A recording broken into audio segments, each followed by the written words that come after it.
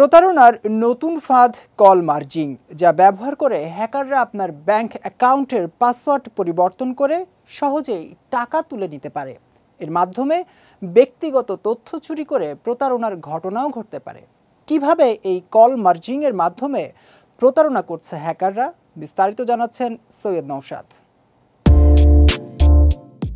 আপনি যতই সতর্ক থাকুন না কেন, হ্যাকাররা প্রতারণার কোনো না কোনো পথ ঠিকই বের করে ফেলবে।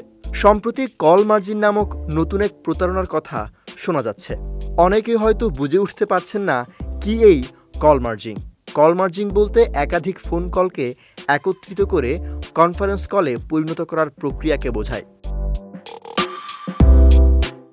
টাইমস অফ ইন্ডিয়ার এক প্রতিবেদন অনুসারে সাধারণত কল মার্জিং অফিসিয়াল মিটিং, বন্ধুদের সঙ্গে একযোগে কথা বলা বা জরুরি আলোচনার জন্য ব্যবহৃত হয়। তবে প্রতারণার জন্যও অনেকেই এই প্রযুক্তির অপব্যবহার করে আসছে। প্রথমে হ্যাকাররা আপনাকে বিভিন্ন সংস্থার বিভিন্ন অফার সম্পর্কে বলতে ফোন দেয়।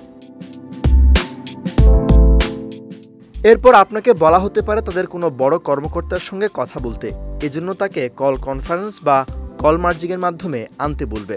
হ্যাকাররা আপনাকে বলবে মার্জিংয়ের পারমিশন দিতে হলে ফোনে একটি ওটিপি যাবে এবং সেটি তাদের সঙ্গে শেয়ার করতে বলবে।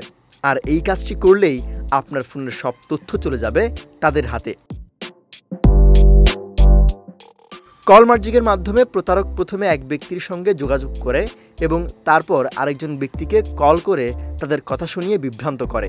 প্রতারক নিজেকে ব্যাংক প্রতিনিধি, পুলিশ বা সরকারি সংস্থার লোক পরিচয় দিয়ে ভুক্তভোগীকে ফাঁদে ফেলার চেষ্টা করে। পরিশেষে কল মার্জ করে কথোপকথনের মাধ্যমে ব্যক্তিগত তথ্য যেমন ওটিপি, ব্যাংক অ্যাকাউন্ট নম্বর বা পাসওয়ার্ড জেনে নেয়। সৈয়দ নওশাদ, বিজয় টিভি নিউজ ডেস্ক।